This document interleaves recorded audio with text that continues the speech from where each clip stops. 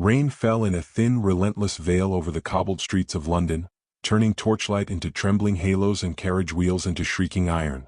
In that restless hour between twilight and true night, a ducal crest lay splintered against the stones, its gilded lion cracked through the heart.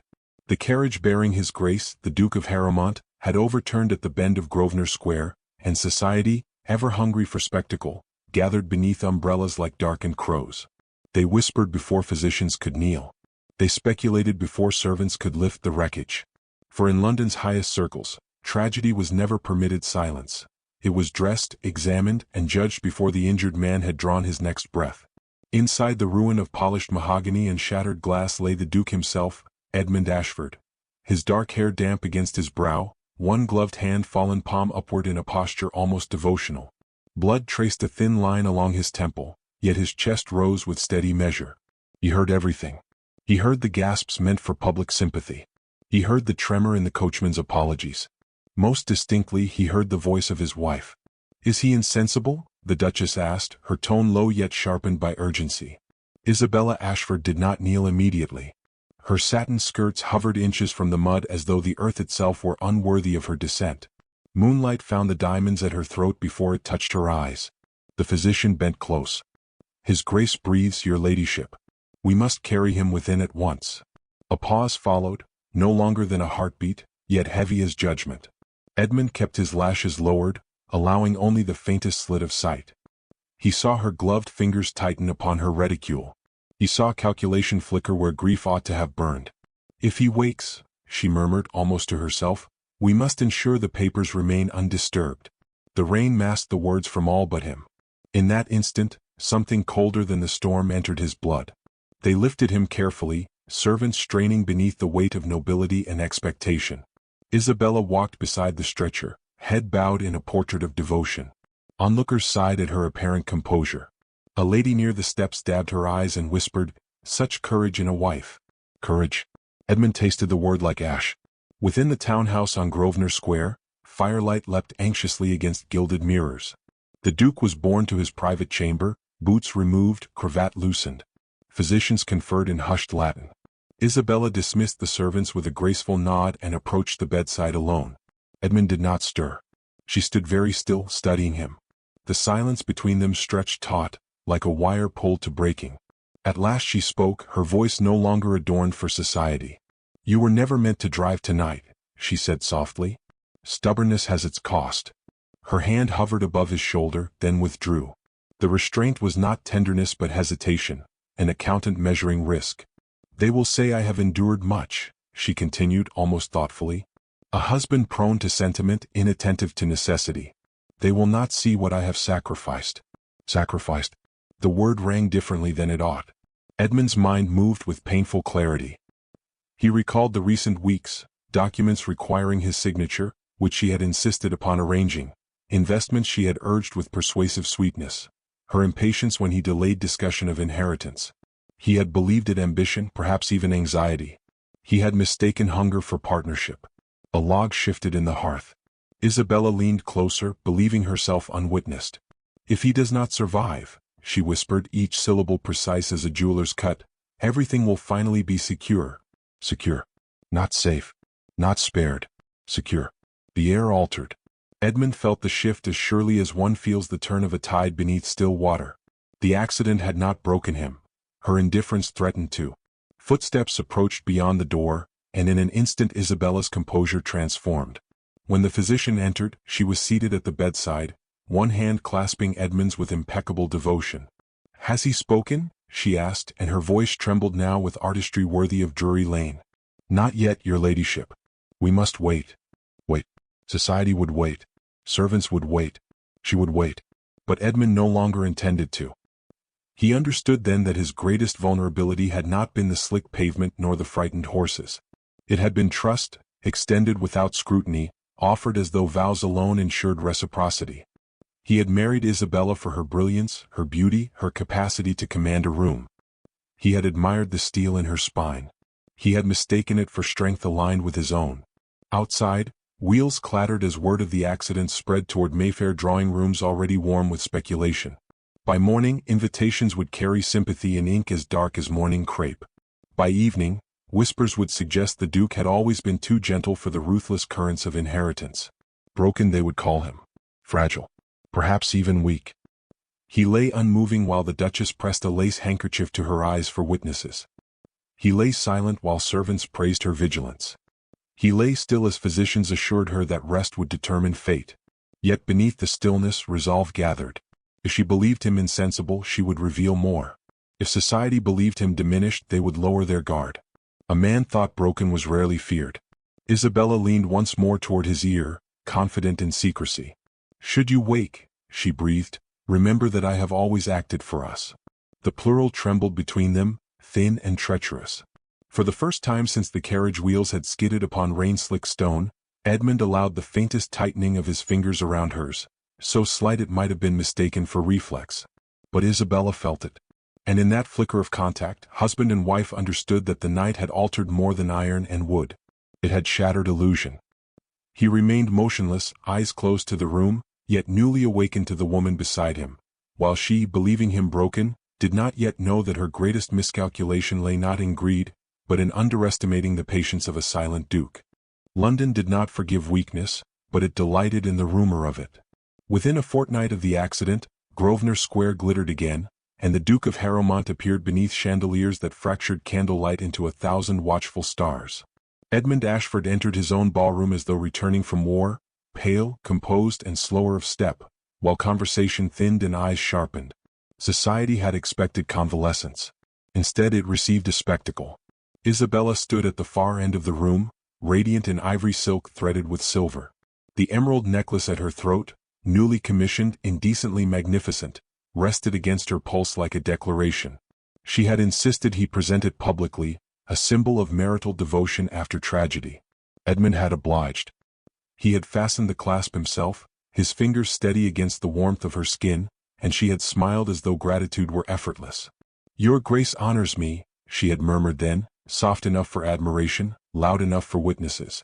Now she moved through guests with flawless grace, accepting condolences that she transformed into compliments. "His recovery is a mercy," she would say, lowering her lashes. "One learns what truly matters when fate intervenes." The room rewarded her composure with approval. Edmund watched how easily sympathy bent toward beauty. He allowed the role written for him. The husband returned from the brink, subdued yet dignified. Each measured step invited underestimation. Each quiet nod encouraged belief in fragility. He noted who approached Isabella, who avoided his gaze, who whispered behind gloved hands. Weak men were discussed, dangerous men were observed. Tonight he would be neither. Music unfurled from the quartet, and couples drifted into waltz. Edmund remained still, studying the currents. Near the French doors stood Mr. Nathaniel Crowhurst, a financier whose recent proximity to Isabella had not escaped him. Crowhurst inclined his head toward the Duchess with familiarity that exceeded courtesy. She answered with a glance swift and practiced, the kind that implied shared confidences. Edmund felt no surge of jealousy, only confirmation. A servant approached with a silver tray bearing correspondence delivered during the evening's distractions. Among the invitations and florid well-wishes lay a sealed envelope unmarked by crest. The wax bore no insignia. He accepted it without breaking composure and slipped it within his coat. Across the room, Isabella laughed, a crystalline sound calibrated for admiration. The emeralds caught fire in candlelight. She had always possessed the talent of illumination, the ability to make a room believe it existed for her orbit. He had once found it irresistible. "Your Grace," said Lady Winterbourne at his side, her tone sympathetic, "we are relieved beyond measure." London feared the worst. "London fears interruption more than loss," Edmund replied evenly. "I regret disappointing its appetite." She blinked, uncertain whether he jested. He inclined his head and excused himself. In the shadowed alcove near the portrait gallery he broke the seal. The note within was brief, written in an unfamiliar hand. "If your Grace values discretion, examine the ledgers of Blackmore Holdings before Michaelmas. Trust not the signatures you did not witness." The ink had not yet faded. His pulse did not quicken, it steadied. Blackmore Holdings was the estate arm Isabella had urged him to consolidate under her management during his indisposition. She had argued efficiency, protection, foresight. He had postponed formal review until strength returned. Strength, he now understood, had never been absent. He folded the note and re-entered the ballroom with renewed clarity. Isabella had taken position beside Crowhurst, her fan opening and closing like a signal. Edmund approached them, expression mild. "Mr. Crowhurst," he said, voice smooth as polished oak, "your presence honors my house." "The honor is mine, your grace," Crowhurst replied, bowing with professional humility. "I trust Blackmore prospers." A fractional hesitation flickered across the financier's features before he recovered. "Exceptionally, sir." "How gratifying," Edmund said. "I shall review its accounts personally at week's end. One finds near death encourages thoroughness." Isabella's fan stilled. "My dear," she interjected lightly, "you must not exhaust yourself with figures." "I find arithmetic restorative," he returned, eyes resting on hers just long enough to signal awareness. The music swelled, pressing dancers into tighter circles. Isabella's composure did not crack, yet something sharpened beneath her smile. "You are tireless," she said softly. "Only newly attentive." Crowhurst excused himself, sensing a boundary invisible yet absolute. Isabella turned toward her husband fully now, emeralds blazing at her throat. "You surprise me this evening," she said. "Do I? You seem altered." "Accidents clarify perspective." A beat passed between them, laden with unspoken recollection of rain and whispered security. She searched his face for weakness and found none. He offered her his arm. "Walk with me," he requested. They crossed toward the terrace doors, where cooler air thinned the perfume of roses and ambition. Below, the square shimmered with lamplight, carriages arriving in procession. London glittered, oblivious to the quiet duel unfolding above it. "You doubt me," Isabella said at last, dispensing with ornament. "I doubt circumstances," he replied. "And what have circumstances told you?" "That trust requires witness." Her eyes hardened almost imperceptibly. "You insult me. I awaken." Silence settled, taut as drawn silk. From within the ballroom came applause as the waltz concluded. Applause for grace. Applause for illusion. Isabella stepped closer, lowering her voice. "You would not survive society's cruelty without me." He regarded her steadily. "Perhaps," he said. "Or perhaps I have been surviving something else entirely." Before she could answer, a footman approached, pale and uncertain. "Your Grace," he said quietly, "a gentleman insists upon private audience. He claims it concerns Blackmore and bears documents bearing your Grace's signature." Edmund felt the precise alignment of suspicion and evidence. "Show him to the library," he commanded. Isabella's breath caught, barely audible but unmistakable. And for the first time since rain had slicked the cobbles of Grosvenor Square, the Duchess realized that the man the world believed broken was walking, deliberately and unassisted, toward the truth. The library door closed with a hush that felt ceremonial, sealing Edmund Ashford within the dark-paneled chamber where generations of his name had negotiated wars, marriages, and ruin. Firelight breathed against shelves of leather-bound authority, gilding the spines with restless amber. At the center stood a narrow table upon which several documents lay arranged with deliberate care, as though truth itself required symmetry. The gentleman awaiting him was neither flamboyant nor timid. He was of middle years, dressed in respectable charcoal wool, his expression composed but strained by the gravity of his errand. He bowed low. "Your Grace, I am Thomas Ellery, formerly clerk to Blackmore Holdings." "Formerly," Edmund repeated, removing his gloves with measured calm. "Explain the alteration." Ellery swallowed. "I was dismissed 3 days past upon inquiry into certain transfers executed during your Grace's convalescence." Edmund did not sit. "Executed by whom?" Ellery hesitated only briefly. "By her Grace, the Duchess, in partnership with Mr. Crowhurst." The fire shifted behind him, throwing shadows that lengthened like accusation. Edmund approached the table and examined the papers. They bore his signature, precise, elegant, undeniable. Yet he had never witnessed these pages. The ink matched his hand, the authority was absolute. "Forgery?" Edmund asked quietly. "No, your Grace. Authorization by proxy. Documents prepared while you were reported insensible." Her Grace presented sealed directives, claiming urgency for estate protection. "Protection," Edmund echoed, tasting the distortion of language. Ellery drew breath. Funds were redirected from Blackmore's agricultural development into speculative ventures managed privately by Mr. Crowhurst. Substantial sums. How substantial? Nearly half the estate's liquid capital. The number struck without outward sign, yet Edmund felt the tremor within his ribs. Not theft for survival. Ambition of magnitude. He traced one page with a steady finger, recalling Isabella's voice by the bedside, secure. "You risk much by bringing this to me," he said. "I risked more by remaining silent." "Why speak now?" Ellery's eyes did not waver. "Because your grace has been called many things these weeks. Weak, uncertain, governed. I believed you deserved opportunity to decide which proves true." The honesty, plain and unadorned, moved something steadier than anger within Edmund. He inclined his head once. "You have served with integrity." A knock sounded, measured, controlled.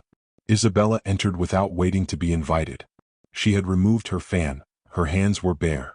The emeralds at her throat gleamed like watchful eyes. She assessed the arrangement instantly, Ellery, the documents, Edmund's posture, and understood. "You dismiss staff with reckless generosity, Thomas," she said coolly. "It encourages resentment." Ellery bowed stiffly. "Your Grace." He withdrew at Edmund's slight gesture, the door closing once more, leaving husband and wife framed by ancestral law. Isabella stepped forward. "You summoned him." "He sought me." "How inconvenient." "For whom?" Her gaze sharpened. "You presume deceit." "I examine evidence." She laughed softly, though it held no mirth. "You examine accounts as though they were sermons. Estates require boldness, Edmund. While you lay insensible, decisions demanded urgency. And so you spent half my inheritance. Half our security." The correction landed between them like a drawn blade. Edmund moved toward the hearth, resting one hand upon the carved mantel. "Security purchased through concealment is peril." "I concealed nothing necessary," she replied. "You were incapable." He turned slowly. "Was I?" "You could not sign. You could not sit upright. Physicians forbade exertion. And so my authority became your instrument. Your authority became my responsibility." The room seemed to contract, firelight pressing closer as though eager for verdict. Edmund studied her face, not for beauty, which remained undeniable, but for tremor. He found none. "You heard me that night," she said suddenly, eyes narrowing. "In the bedchamber." "Yes." A flicker, there at last, of unease. "And you judged me for practicality?" "I judged you for indifference." She drew breath, lifting her chin. "Indifference is a luxury afforded to those without burden. I have borne expectation since girlhood. Marriage was alliance, not idol.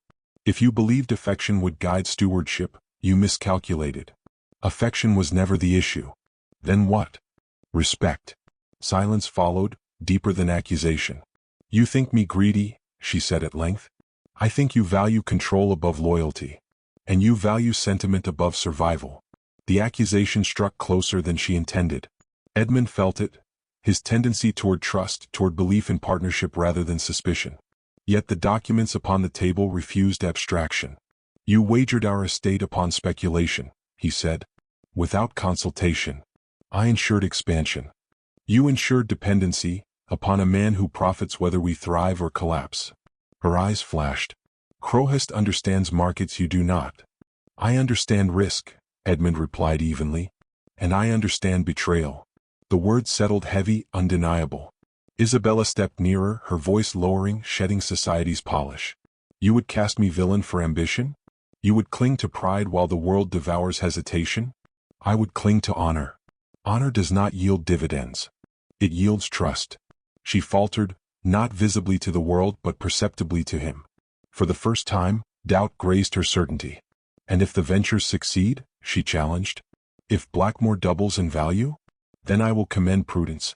But success does not absolve deceit." The clock upon the mantel ticked with solemn insistence.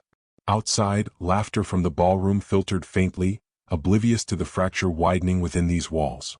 "You intend to reverse the transfers," she said quietly. "I intend to review every instrument bearing my name. And if you find fault, I will act." Her composure steadied once more, cool as marble. "You risk scandal. I risk truth." They stood facing one another, neither yielding, firelight painting them as adversaries in a portrait yet unfinished. At last Isabella inclined her head slightly. "Very well. Review what you must." She turned toward the door, pausing only long enough to add almost gently, "Pray your awakening does not cost more than you imagine." The latch clicked behind her. Edmund remained alone with ledgers, ink, and revelation. He lifted one final document from the table, a promissory agreement bearing not only his forged authority, but a clause transferring contingency rights solely to Isabella should he prove mentally unfit. The date was the night of the accident, and beneath his own elegant signature, witnessed and sealed, stood a physician's declaration of incapacity he had never granted. Morning broke over Harrowmont's country estate with deceptive serenity, mist curling low across frost-silvered lawns as though the earth itself wished to soften what must follow. Edmund had left London before dawn, carrying with him the forged declaration and a resolve sharpened beyond hesitation. The physician's signature, authorizing Isabella's control upon claim of his incapacity, burned within his coat like a concealed brand.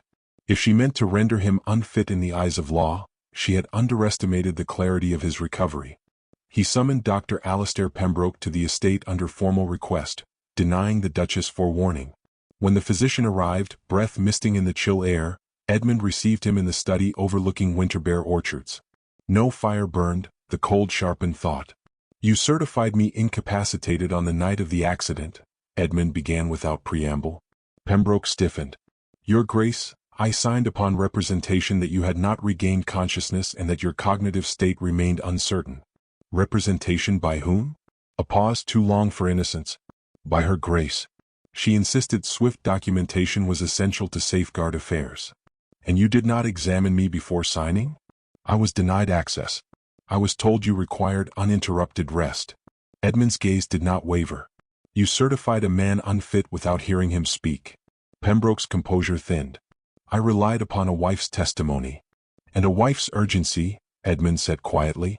The physician's shoulders sagged with reluctant awareness. "If your Grace disputes the declaration, I shall amend the record." "You shall do more," Edmund replied. "You will attest to my sound mind before magistrate and council." The implication hung between them: public scrutiny, legal inquiry, scandal. Pembroke nodded once, chastened. "I will." When the carriage bearing the physician departed, Edmund felt no triumph, only the weight of inevitability. Isabella would not yield quietly. She had wagered reputation and fortune upon control. Exposure would corner her into retaliation. By afternoon she arrived at the estate unannounced, her carriage wheels cutting sharply through gravel. She entered the study without removing gloves, emeralds flashing against winter light. "You summon physicians behind my back," she said evenly. "Have we descended to conspiracy?" "We ascend to truth," Edmund answered. "You humiliate me. You endangered me." She removed her glove's finger by deliberate finger, laying them upon his desk like a challenge. "I preserved what you neglected. You preserved your authority. Authority is survival." He stepped closer, the space between them charged not with affection but with reckoning. "You forged incapacity. I secured continuity. You rendered me legally powerless. For a season. Long enough to transfer half my estate." Her composure cracked, irritation surfacing through cultivated restraint. "You speak of estates as though sentiment could harvest wheat." Blackmore stagnated under caution. It thrived under stewardship. It would have withered under hesitation. "And so you risked ruin to avoid patience." "Patience," she echoed sharply, "is indulgence afforded to men who have never been dismissed." The admission hung rawer than accusation. Edmund saw then not merely ambition but grievance. Years of navigating drawing rooms where her value was measured by charm and dowry. She had vowed never again to feel precarious. Yet she had mistaken dominance for security. "I would have shared authority had you asked," he said. "I would not have begged. I asked for partnership. You asked for devotion. Which you pledged." She turned away, gaze fixed upon the orchard beyond glass. "Marriage is contract, Edmund. I fulfilled mine. Contracts do not excuse deceit. Nor does pride excuse stagnation." He exhaled slowly, anger yielding to something colder. "This is no longer about growth. It is about legitimacy. You positioned yourself as regent over a husband declared unsound. I position myself to prevent collapse. By aligning with Crowhurst?" Her silence answered. "You trusted him with fortunes you would not entrust to me," Edmund said, and though his tone remained steady, the fracture beneath it deepened. "I trusted competence. And doubted mine. I doubted your ruthlessness. I never claimed it. That is precisely the deficiency." The truth of her perspective landed with clarity. She did not crave cruelty, she demanded dominance in a world that punished hesitation. Yet in achieving it she had hollowed the foundation of their union. "I will contest the declaration," Edmund said at last, "before magistrate and peers." She faced him fully now, emeralds blazing like signal fires. You invite scandal. I invite judgment. You will drag my name through scrutiny. You placed it there.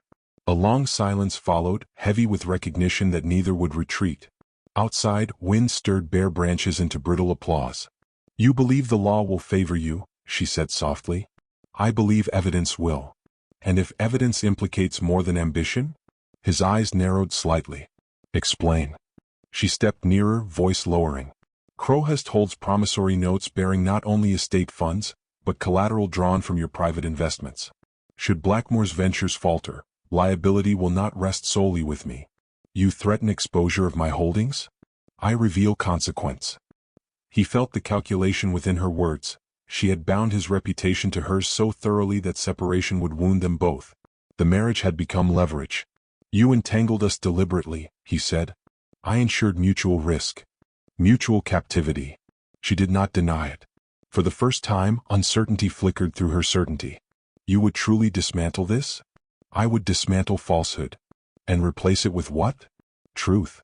The word lingered, austere and uncompromising.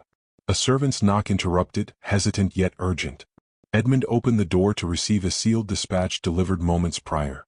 The wax bore Crowhurst's mark. He broke it without ceremony. Your Grace, unforeseen fluctuations require immediate liquidation of Blackmore assets. Delay will result in irretrievable loss. Edmund read the lines twice, comprehension settling like frost. The ventures were failing. He lifted his gaze to Isabella. Half the estate now balanced upon speculation teetering toward collapse, and the declaration of his incapacity still lay legally unchallenged. For the first time since the carriage shattered upon wet stone, Isabella's breath hitched not from calculation, but from fear. The wind moved restlessly through the bare orchards as though the land itself sensed the precarious arithmetic unfolding within the estate walls. In the study, the dispatch from Crowhurst lay open upon Edmund's desk, its elegant script disguising catastrophe with courteous phrasing. Immediate liquidation. Irretrievable loss. Words chosen to soften collapse. Isabella stood opposite him, color drained from her carefully composed features. The emeralds at her throat no longer gleamed triumphantly, they seemed heavy now, accusatory. You assured me the ventures were secure, Edmund said quietly. They were, she replied, though conviction faltered at the edges. Market corrections occur. Crowhurst will stabilize. By liquidating half the estate? Temporarily. He folded the letter with measured precision. Temporary measures do not require secrecy. Her chin lifted, reflexive pride battling encroaching dread. If I had confessed volatility, you would have withdrawn support. I would have evaluated risk. You would have delayed. And delay might have preserved Blackmore's fields from becoming collateral. Silence gathered, dense and suffocating. Outside, a gust rattled the window panes like impatient knuckles. You think me reckless, she said at last. I think you gambled with inheritance not solely your own. I acted because you hesitated. I hesitated because stewardship demands foresight. And foresight sometimes demands boldness. He regarded her steadily. Boldness is not blindness. The word struck more sharply than anger could have. Isabella turned away, pacing once toward the window before returning, as though searching for footing in a room suddenly unfamiliar. If the liquidation proceeds, she said, voice lower, we salvage partial capital. And concede public acknowledgement of instability. Yes. And what of the declaration of my incapacity? He asked. Will liquidation proceed under your sole authority while I remain legally unsound? Her silence was answer enough. Edmund felt the full architecture of her design then, not merely ambition but contingency layered upon contingency. Should the ventures flourish, she would be celebrated visionary. Should they falter, she retained control long enough to maneuver perception. In either outcome, he had been positioned as figurehead rather than arbiter. You bound my name to your speculation, he said, each syllable deliberate, and shielded yourself behind my supposed weakness. I shielded us. You shielded yourself. At last the fracture widened beyond denial. I feared irrelevance, she confessed abruptly, the admission torn free rather than offered. Do you imagine society forgives women who fail to command advantage? I would not return to dependence. I never asked you to. You did not need to. The world does so automatically. Her eyes glistened, not theatrically but with something nearer to exhaustion. Edmund recognized the cost beneath her ambition. A life spent negotiating rooms where affection was currency and security conditional. Yet understanding did not absolve deceit. "You could have trusted me," he said. She gave a brittle laugh. "Trust is a luxury for those certain of permanence. I was certain of you. That was your error." The statement fell like glass breaking. A servant entered quietly, bearing fresh correspondence from London. Edmund dismissed him with a nod and broke the seal. The letter bore the magistrate's acknowledgment of his petition. A hearing would convene within days to reassess his declared incapacity. He handed it to Isabella. She read in silence, lips tightening. "You move swiftly. I move transparently. And if the magistrate confirms your soundness, what then?" "I reclaim authority." "And me?" He did not answer immediately. "That depends upon truth." "Truth," she repeated, as though the word were foreign currency. "If the ventures fail entirely, scandal will eclipse us both. Scandal already shadows us. Then why persist?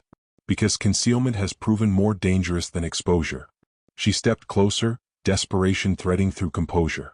"If we stand united before the magistrate, we preserve reputation. If you challenge me publicly, we invite ruin. We invited ruin when you forged incapacity. I forged opportunity. You forged mistrust." The wind howled suddenly against the manor, violent and unrestrained.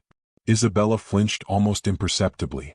"I did not intend harm," she said, softer now. "I intended control. Control without consent is harm."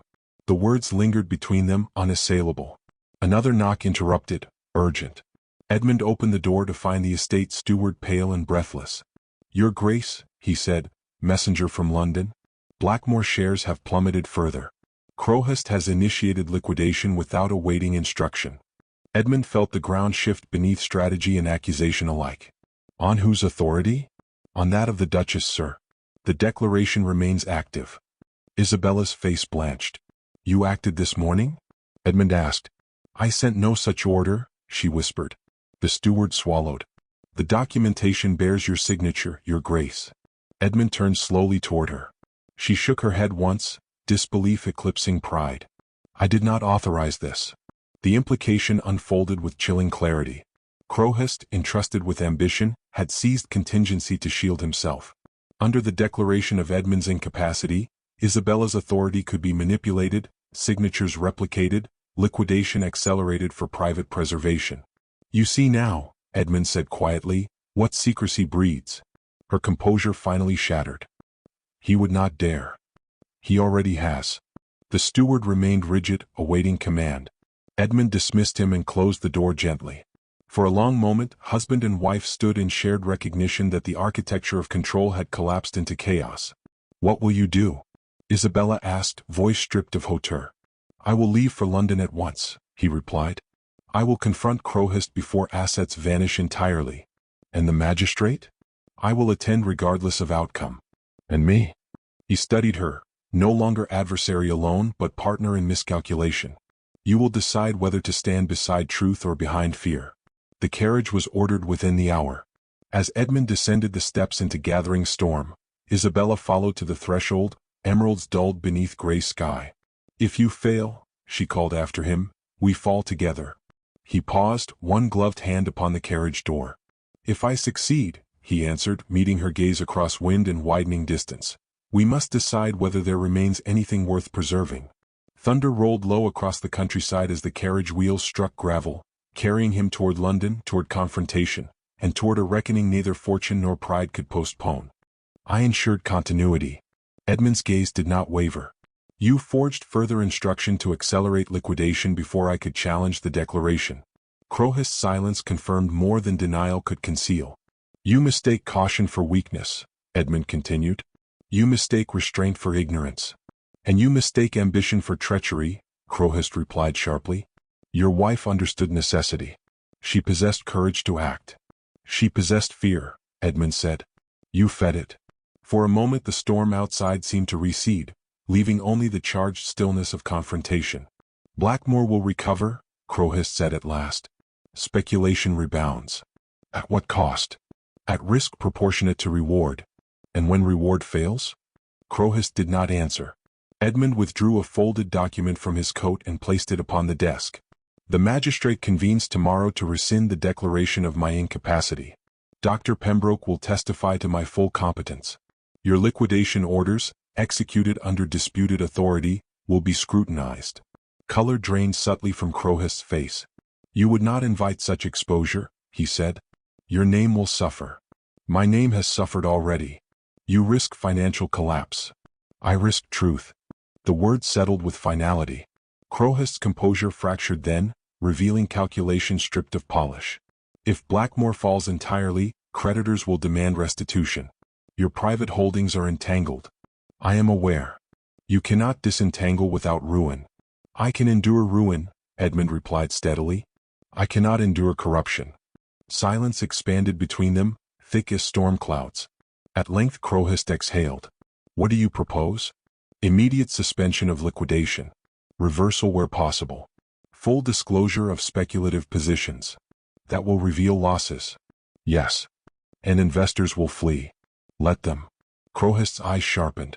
You would sacrifice influence to preserve integrity?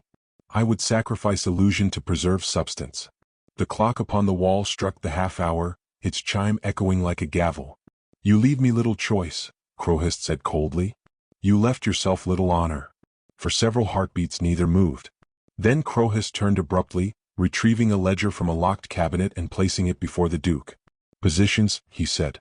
Outstanding liabilities. If you intervene now, you may salvage half.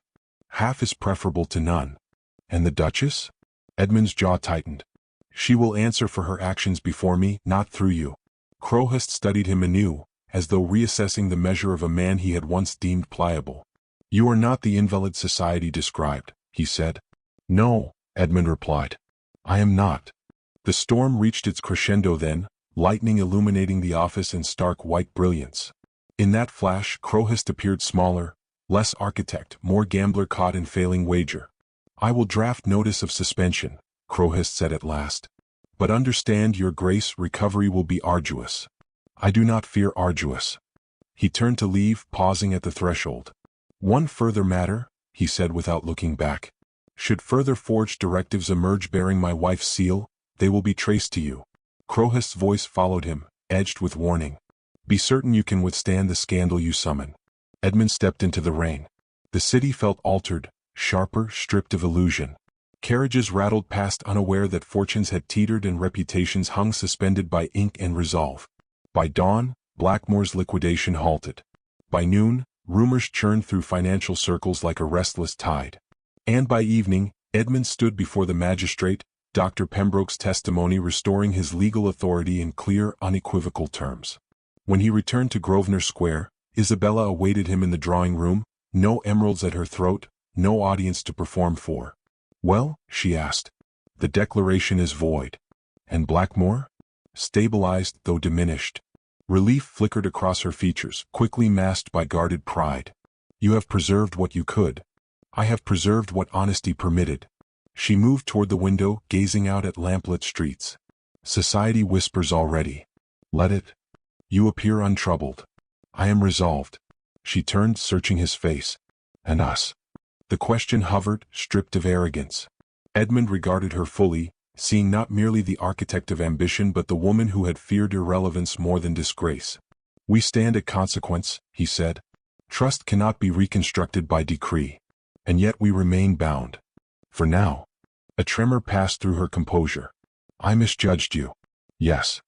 I believed you gentle to the point of fragility. Gentleness is not frailty.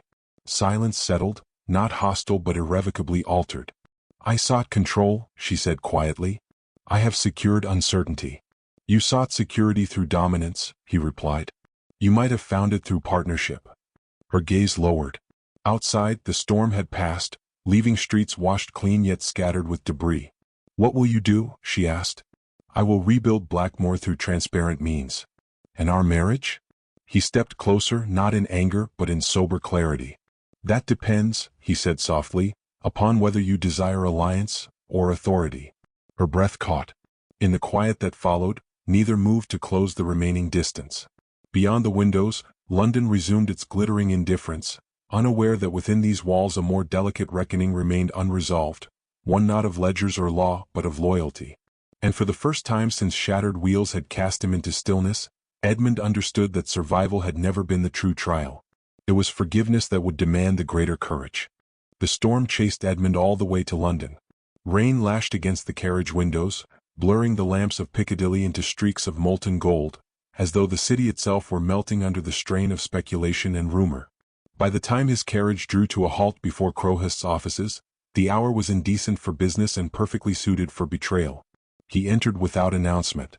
Nathaniel Crowhurst stood behind a broad mahogany desk, sleeves rolled with the pretense of diligence, ledgers open like obedient witnesses.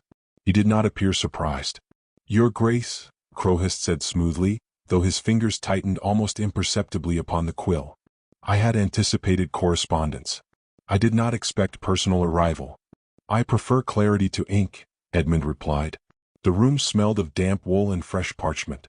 Outside, thunder muttered across the sky like distant artillery. "You initiated liquidation of Blackmore assets," Edmund said, each word precise. "On what authority?" Crowhurst gestured toward a document placed conspicuously near the desk's edge. "On the Duchess's directive, under the declaration of your incapacity." Edmund approached, gloved hands clasped behind his back. "You received instruction today?" "Indeed." "Delivered how?" "A courier." "Proper seal." Edmund studied the paper. The signature bore Isabella's elegant sweep. The seal bore her crest. Yet the ink was too fresh, the impression too sharp. "You move swiftly," Edmund observed. "Markets do not wait for sentiment, Your Grace. Nor do opportunists." Crowhurst's smile thinned. "I act to preserve value. You act to preserve yourself." A flicker of irritation passed across the financier's features. "Your estate entered speculative territory with informed consent." "My wife's consent," Edmund corrected. "Granted under false medical authority." Crowhurst spread his hands. "A husband entrusts management to his wife. I honor the arrangement." "You exploit it." The thunder grew louder, rattling window panes. Edmund stepped closer to the desk until only polished wood separated them. "You assumed I would remain silent," he said quietly. "That incapacity would render me ornamental." Crowhurst's composure hardened. "Your Grace, perception governs credit. Investors believed you compromised. I merely responded to prevailing understanding. You cultivated it."